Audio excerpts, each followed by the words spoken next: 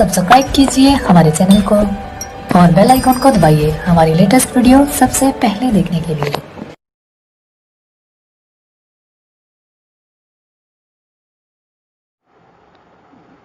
जैसा कि यह वीडियो आपका कक्षा 10वीं का भूगोल का छठा अध्याय 6 का पार्ट 3 है और इससे पहले मैं 2 वीडियो बना चुका हूं। आप उसका लिंक डिस्क्रिप्शन में पा सकते हैं। और ज़्यादा टाइम ना करते हुए इसे हम शुरुआत करते हैं। आप पूरा देखेंगे तभी आपको पूरा समझ में आएगा और आप पूरा देखिए। और ये टॉपिक है आपका रसायन उद्योग। भारत में रसायन उद्योग तेजी से विकसित हो रहा तथा फैल रहा है। इसकी भागीदारी सकल घरेलू उत्पाद में लगभग 3% है। आप देख सकते हैं कि रसायन उद्योग का भागीदारी लगभग 3% है सकल घरेलू उत्पाद में। सकल घरेलू उत्पाद आप इकोनॉमिक्स के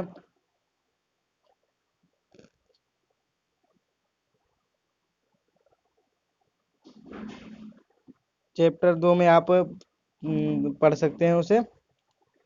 और यह उद्योग एशिया का तीसरा बड़ा विश्व में आकार की दृष्टि में से 12वें स्थान पर है।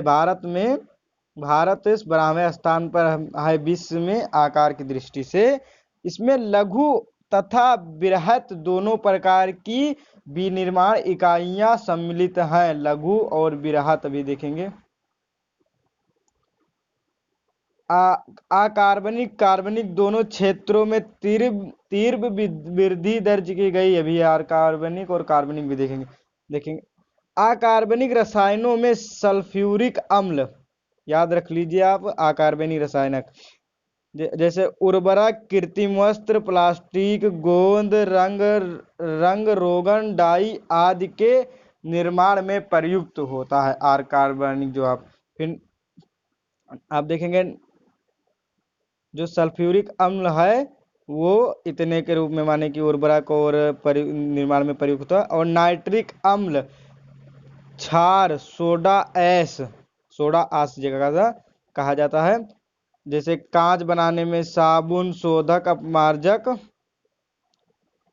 कागज में युक्त होने वाले रसायन तथा कास्टिक सोडा आदि शामिल हैं। आप देखेंगे जो आपका ये है अकार्बनिक क्षेत्र, अकार्बनिक के बारे में बताया गया है। इतना आप इसे बढ़िया से याद रखिएगा। यहाँ तक शामिल है। इन उद्योगों में इन उद्योगों का देश में विस्तृत फैलाव है। क्या आप बता सकते हैं ऐसा क्यों है? क्योंकि अधिकतर कांच संबंधी और आप देखते हैं कि कागज और सभी उत्पादक करता है, इसलिए पूरे देश में भी जरूरत पड़ती है, इसलिए ज़्यादा है। और अब हम कार्बनिक उद्योग देखेंगे।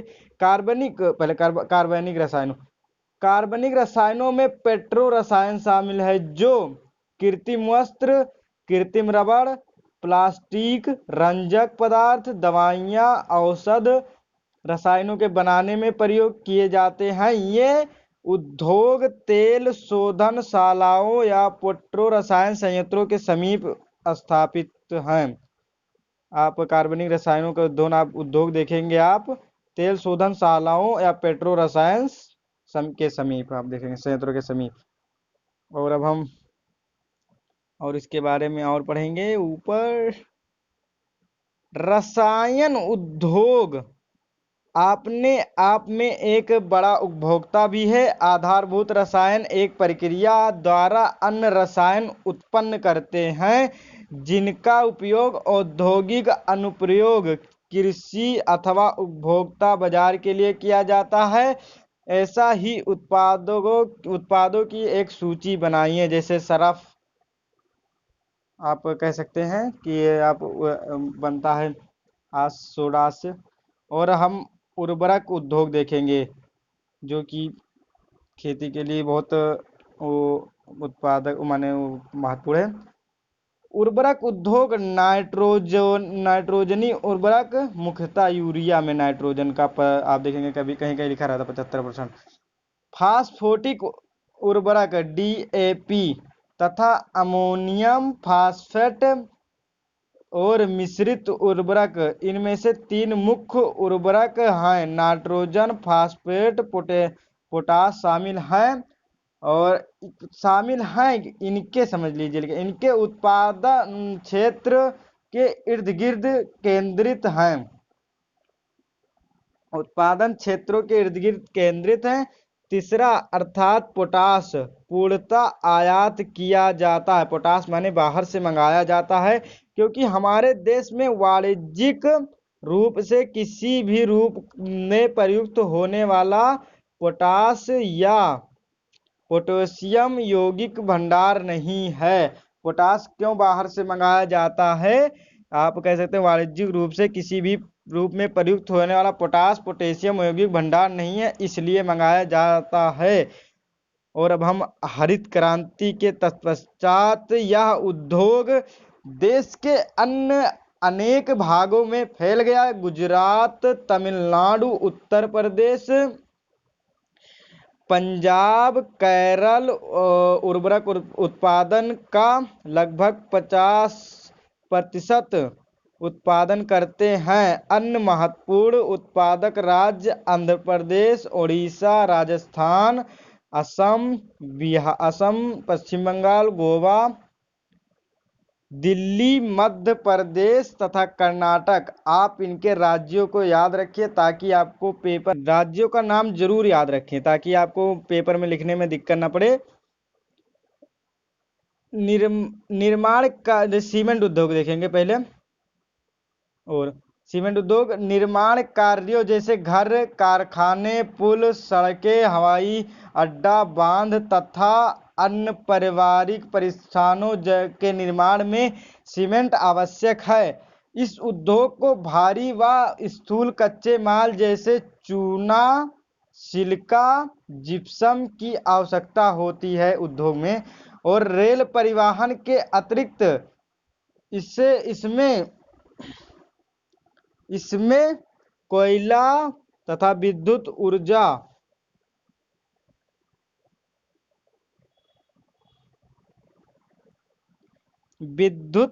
ऊर्जा आवश्यक है। और अब हम देखेंगे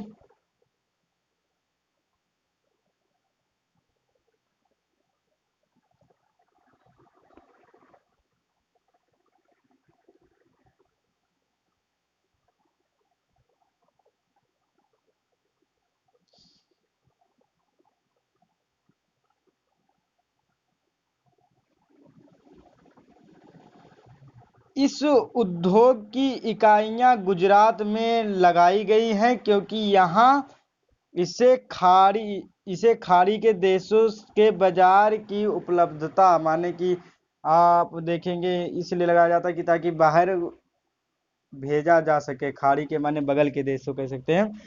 भारत में यह उद्योग अन्य किन किन राज्यों में स्थित है? आप मध्य प्रदेश में भी सीमेंट का है, आप बिहार में देखेंगे वहां पर भी आप पा जाएंगे, आंध्र प्रदेश में भी है और तमिलनाडु में भी है। और अब हम इसको और आगे देखते हैं। अब देखेंगे पहला सीमेंट उद्योग सन 1904 में चेन्नई में लगाया गया था। आप याद रखिएगा था। स्वतंत्रता के तत्पश्चात इस उद्योग का प्रसार हुआ। गुणवत्ता में सुधार के कारण भारत की बड़ी घरेलू मांग के अतिरिक्त पूर्वी एशिया, भारत में घरेलू माने अपने देश की मांग, और तो अतिरिक्त पूर्वी एशिया, मध्य पूर्व अफ्रीका तथा दक्षिण एशिया के बाजारों में मांग बढ़ी। और यह उद्योग उत्पादन तथा निर्यात दोनों ही रूपों में प्रगति पर है, माने अभी भी है। और इस उद्योग को बनाए रखने के लिए पर्याप्त घरेलू मांग और पूर्ति में वृद्धि करने के प्रयास किए जा रहे हैं, माने अपने देश में पूरा करने के लिए और विदेशों में भेजने के लिए भी पूरा कर रहे हैं, सरकार भी कर रही है। और अब देखेंगे मोटर गाड़ी उद्योग बहुत जरूरी है अपने लिए।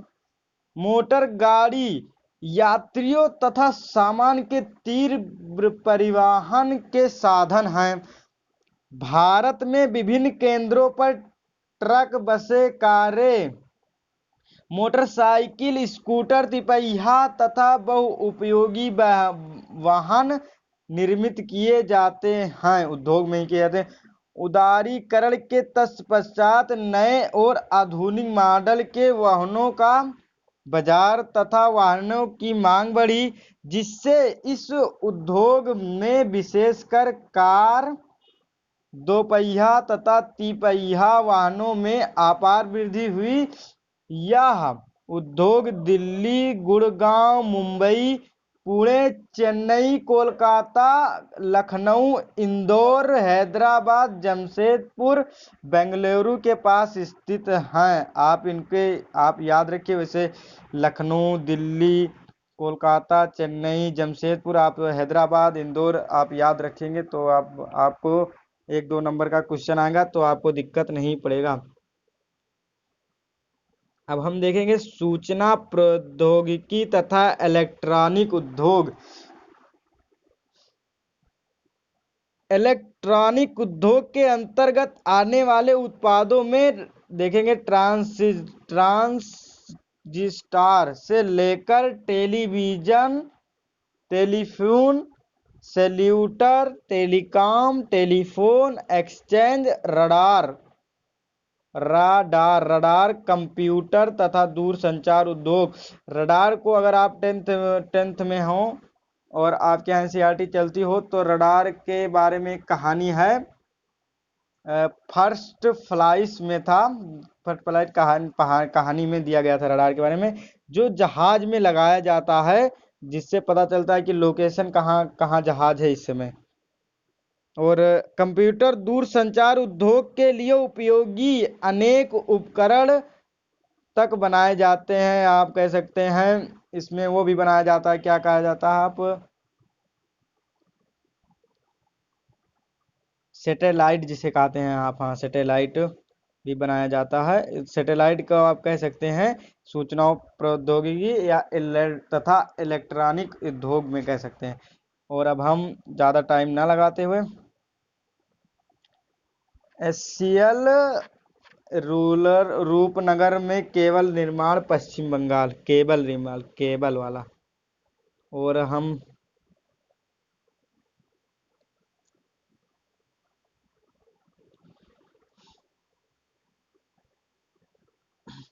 बेंगलुरु देखेंगे। बेंगलुरु भारत की इलेक्ट्रॉनिक राजधानी है। भारत की इलेक्ट्रॉनिक राजधानी आप याद रख लीजिए कि बेंगलुरु को कहा जाता है। राजधानी के रूप में उभरा है।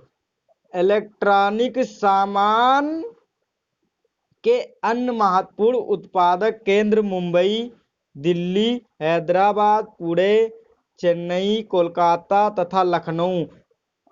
इस समय इस उद्योग का सर्वाधिक संकेंद्रण बेंगलुरु, नोएडा, मुंबई, चेन्नई, हैदराबाद, पुणे में है। पुणे। यह भी अत्यंत रोचक है कि भारत में सूचना प्रौद्योगिकी उद्योग के सफल होने का कारण हार्डवेयर, सॉफ्टवेयर का निरंतर विकास। आप कह सकते हैं अगर 1 नंबर में क्वेश्चन आ जाता है कि सफल होने का कारण क्या है सूचना प्रौद्योगिकी का, तो आप लिख सकते हैं हार्डवेयर, सॉफ्टवेयर का निरंतर विकास। अब देखेंगे औद्योगिक प्रदूषण तथा पर्यावरण निम्नीकरण। यद्यपि उद्योगों की भारतीय अर्थव्यवस्था वृद्धि व विकास में महत्वपूर्ण भूमिका है, तथापि इनके द्वारा बढ़ते भूमि, वायु, जल तथा पर्यावरण प्रदूषण को भी नकारा नहीं जा सकता। उद्योग 4 प्रकार के प्रदूषण के लिए उत्तरदायी हैं। अब देखेंगे कौन कौन से प्रकार। वायु वायु प्रदूषण आप कह सकते हैं, वायु प्रदूषण, जल प्रदूषण, भूमि प्रदूषण, ध्वनि प्रदूषण। प्रदूषण करने वाले उद्योगों में ताप विद्युत गृह भी सम्मिलित हैं। ताप विद्युत गृह। अब पहले वायु प्रदूषण के बारे में पढ़ेंगे। वायु प्रदूषण अधिक अनुपात में अनचाही गैसों की उपस्थिति, जैसे सल्फर डाइऑक्साइड तथा कार्बन मोनोऑक्साइड वायु प्रदूषण का कारण है। आप याद रख लीजिए, सल्फर डाइऑक्साइड, मोनोऑक्साइड वायु प्रदूषण का कारण है, और कार्बन मोनोऑक्साइड माने। वायु में निलंबित कणनुमा पदार्थों में ठोस व द्रवीय दोनों प्रकार के कण होते हैं, जैसे धूल, स्प्रे, कुहासा माने कोहरा का कह सकते हैं, तथा धुआं। रसायन व कागज उद्योग, ईंटों के भट्ठे, अच्छा, रसायन व कागज उद्योग और ईंटे के भट्टे, तेल शोधनशालाएं, प्रगलन उद्योग, जीवाश्म ईंधन दहन तथा छोटे छोटे कारखानों के कारखानों प्रदूषण के नियमों का उल्लंघन करते हुए धुआं निष्कासित करते हैं। जहरीली गैसें का रिसाव बहुत भयानक तथा दूरगामी प्रभाव वाला हो सकता है। क्या आप भोपाल के गैस त्रासदी के विषय में जानते हैं? इस एक उर्दू की कहानी दिया गया था आपको, क्लास 8th में था, वो भोपाल गैस त्रासदी। माने वैसे तो इसमें ये था कि गैस का यूनियन कंपनी आई थी जो विदेश से, वह उर्वरक बनाने के लिए कुछ उर्वरक बनाने की कंपनी खोली थी, और उसका गैस, जहरीली गैस से करीब कम से कम 8,000 लोग की मौत हुई थी। उस समय माने डाटा लिखा गया था। और आप ज़्यादा जानना चाहते हैं तो आप विकिपीडिया पर देख सकते हैं, और इसमें वैसे ज़्यादा नहीं आएगा। वायु प्रदूषण मानव स्वास्थ्य, पशुओं, पौधों, इमारतों तथा पूरे पर्यावरण पर दुष्प्रभाव डालते हैं।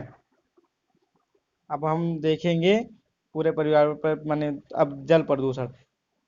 उद्योगों द्वारा कार्बनिक तथा अकार्बनिक अपशिष्ट पदार्थों के नदी में छोड़ने से जल प्रदूषण फैलता है। कार्बनिक, अकार्बनिक अपशिष्ट पदार्थ आप ऊपर देख चुके हैं, जैसे अम्ल और क्षार था आपका, आस सोडा था। जल प्रदूषण के प्रमुख कारण कागज, लुगदी, रसायन, वस्त्र तथा रंगाई उद्योग, तेल शोधन शालाएं, चमड़ा उद्योग तथा इलेक्ट्रोप्लेटिंग उद्योग। याद रखिए आप, जल प्रदूषण के जो जैसे रसायन उद्योग, वस्त्र उद्योग, रंगाई उद्योग, तेल शोधन और इलेक्ट्रोप्लेटिंग उद्योग भी आप याद रखिए। और आप इस मैप को आप देख सकते हैं बढ़िया से, और हम फिर यहाँ से शुरुआत करेंगे।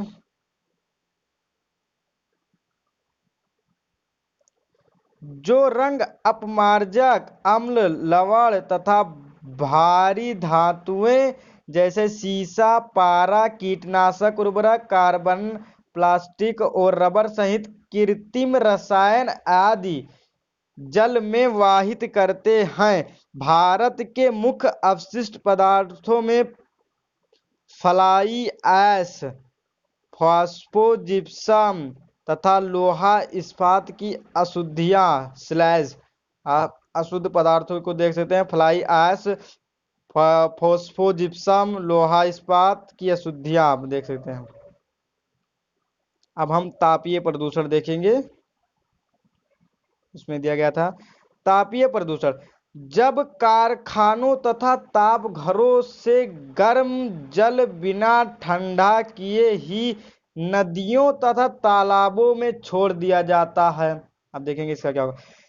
तो जल में तापीय प्रदूषण होता है और जलीय जीवन पर इसका क्या प्रभाव होगा, बताइए आप। जैसे आप देखेंगे मछली भी मर जाएंगी, क्योंकि वहाँ ताप के कारण ऑक्सीजन की कमी भी हो जाएगी, और उससे मछली की भी दिक्कत पड़ेगी, और ज़्यादा गर्म रहेगा तो मछलियाँ उबल भी सकती हैं, माने खाने लायक नहीं रहेंगी। लेकिन अब देखेंगे परमाणु ऊर्जा संयंत्रों के अपशिष्ट व परमाणु शस्त्र उत्पादन कारखानों से कैंसर, जन्मजात विकार तथा अकाल प्रसव जैसी बीमारियां, डिलीवरी में भी दिक्कत पड़ता होती हैं, और कैंसर भी हो सकता है। जन्मजात विकार माने जिसे विकलांगता कहा जाता है, उसका भी नाम बदल दिया गया है। मृदा व जल प्रदूषण आपस में संबंधित हैं। मृदा व जल प्रदूषण माने आपस में, जहाँ जल मृदा पे ही पड़ा रहता है अधिक से अधिक, तो जल जब प्रदूषित रहेगा तो मृदा को भी नुकसान पहुंचाएगा, संबंधित है इसलिए। और मलबे का ढेर, विशेषकर कांच, हानिकारक रसायन, औद्योगिक बहाव, पैकिंग, लवण तथा कूड़ा करकट मृदा को अनउपजाऊ बनाता है। वर्षा जल के साथ प्रदूषक जमीन से रिसते हुए भूमिगत जल तक पहुंचकर उसे दूषित कर देते हैं। आपके क्लास में आ सकता है 2 या 3 नंबर में क्वेश्चन में कि कैसे कर, माने कि भूमिगत जल को नुकसान पहुंचाता है, माने दूषित जल, तो आप लिख सकते हैं कि वर्षागत जल के जरिए। अब हम ध्वनि प्रदूषण देखेंगे। ध्वनि प्रदूषण से खिन्नता तथा उत्तेजना ही नहीं, वरना श्रवण अक्षमता माने सुनने की क्षमता, हृदय गति माने जिसको इंग्लिश में हार्ट बीट, रक्तचाप, ब्लड प्रेशर तथा अन्य कायिक व्यवस्थाएं बढ़ती हैं। अनचाही ध्वनि उत्तेजना मानसिक चिंता का स्रोत है। औद्योगिक तथा निर्माण कारखानों के उपकरण, जनरेटर, लकड़ी चीरने के कारखाने, गैस यांत्रिकी तथा विद्युत ड्रिल भी अधिक ध्वनि उत्पन्न करते हैं। जैसे देखेंगे गैस यांत्रिकी और जनरेटर, लकड़ी चीरने के कारखाने और विद्युत ड्रिल इसको अधिक उत्पन्न करते हैं। तो भैया देखेंगे अब पर्यावरण निम्नीकरण की रोकथाम कैसे रोका जा सकता है। अब आप देखेंगे जैसे कारखानों द्वारा निष्कासित 1 लीटर अपशिष्ट से लगभग 8 गुना स्वच्छ जल दूषित होता है। माने 8 लीटर समझ सकते हैं कि जल दूषित होता है। औद्योगिक प्रदूषण से स्वच्छ जल को कैसे बचाया जा सकता है, इसके कुछ सुझाव निम्न हैं। जैसे देखेंगे विभिन्न प्रक्रियाओं में जल का न्यूनतम उपयोग तथा जल का 2 या अधिक उत्तरोत्तर अवस्थाओं में पुनः चक्रण द्वारा पुनः उपयोग, पुनः चक्रण करके किया जा सकता है। जल की आवश्यकता पूर्ति हेतु वर्षा जल संग्रहण, माने कि वर्षा जल को अगर संग्रहण करके उसे फिर फैक्ट्री में यूज किया जाए तो ज़्यादा कम, माने वो दिक्कत पड़ेगा, जैसे कि भूमि जल स्तर भी नहीं घटेगा ज़्यादा। नदियों व तालाबों में गर्म जल तथा अपशिष्ट पदार्थों को प्रवाहित करने से पहले उनका शोधन करना। औद्योगिक अपशिष्ट का शोधन 3 चरणों में किया जा सकता है। देखेंगे उसके बारे में भी। यांत्रिक साधनों द्वारा प्राथमिक शोधन, इसमें अपशिष्ट पदार्थों की छटाई, उनके छोटे छोटे टुकड़े करना, ढकना, तलछट जमाव आदि सम्मिलित है। आप क्लास 7th में आप पढ़े होंगे कि किस तरह उसे कर सकते हैं, जल में गंदगी को कैसे बाहर किया जा सकता है। जैविक प्रक्रियाओं द्वारा द्वितीयक शोधन, जैविक, रासायनिक तथा भौतिक प्रक्रियाओं द्वारा तृतीयक शोधन। इसमें अपशिष्ट जल को पुनः चक्रण द्वारा पुनः प्रयोग योग्य बनाया जाता है।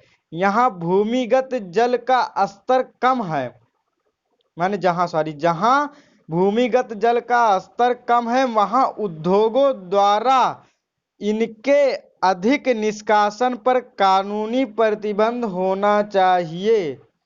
वायु में निलंबित प्रदूषण को कम करने के लिए कारखानों में ऊंची चिमनियों को इलेक्ट्रोस्टैटिक्स अवक्षेपण स्क्रैबर उपकरण तथा गैसीय प्रदूषक पदार्थों को जड़त्वीय रूपक से पृथक माने अलग करने के लिए उपकरण होना चाहिए। कारखानों में कोयले की अपेक्षा तेल व गैस के प्रयोग से धुएं का निष्कासन कमी लाई जा सकती है। मशीनों व उपकरणों का प्रयोग किया जा सकता है तथा जनरेटरों में साइलेंसर, जिस तरह मोटरसाइकिल में साइलेंसर लगाकर आवाज स्लो तेज कर दिया जाता है उसी तरह लगाया जा सकता है। ऐसी मशीनरी का प्रयोग किया जाए जो ऊर्जा सक्षम हो तथा ध्वनि प्रदूषण करें। कम करें, उसमें करे लग दिया गया है लेकिन कम रहेगा। ध्वनि अवशोषित करने वाले उपकरणों के इस्तेमाल के साथ कानों पर शोर नियंत्रण उपकरण भी पहनने चाहिए, माने वहां पर जो काम करें वो शोर नियंत्रण वाला पहने ताकि उनको दिक्कत ना पड़े। जैसे शोर से भी बताया गया था ऊपर कि दिमाग चकराने लगता है, तो कम चकराएगा वैसे। अब हम सतत पोषणीय विकास की चुनौतियों को लिए पर्यावरणीय संचेतना से युक्त आर्थिक विकास की जरूरत है। सतत पोषणीय विकास आप चैप्टर 1 में देख चुके हैं ज्योग्राफी के। फरीदाबाद में यमुना एक्शन प्लान के अंतर्गत वाहित मल उपचार संयंत्र, ये देख लीजिए आप। और अब जहाँ तक हम अपने था पर आ गए हैं, ये तीसरा पार्ट आपका खत्म होने वाला है। और इसे आप मैंने वीडियो पॉज कर आप देख सकते पढ़ सकते हैं, इसमें ज़्यादा कुछ नहीं है और इसका डाटा बहुत ज़रूरी है लेकिन। और ज़्यादा टाइम ना रखते हुए वीडियो को यहीं पर हम ख़त्म करते हैं। और आप चैनल को सब्सक्राइब करें, लाइक करें। और मैं इसका नोट्स का भी वीडियो बनाऊंगा और आप उसका लिंक मैं डिस्क्रिप्शन में दे दूंगा या आप मेरे चैनल पर जाकर पा सकते हैं। और मैं इसका क्वेश्चन आंसर का भी बनाऊंगा ताकि आपको पेपर के टाइम में ज़्यादा पढ़ने की दिक्कत न पड़े। वैसे आप क्वेश्चन आंसर अपने से खुद लिख सकते हैं, लेकिन अगर एक बार माने बढ़िया से आप देखे रहेंगे तो आपको लिखने में दिक्कत नहीं पड़ेगा। अपने मन से आप तो लिखना सीख ही गए हैं। और इसी के साथ आपको धन्यवाद। आप इसे सब्सक्राइब जरूर करें। अगर लाइक करना भूल सकते हैं तो हम हर वीडियो में आपसे कहेंगे कि आप लाइक करना भूल सकते हैं लेकिन सब्सक्राइब करना ना भूलें। और शेयर भी करें ताकि दूसरों का फ़ायदा भी हो जाए। और इसी के साथ दोबारा धन्यवाद करते हैं।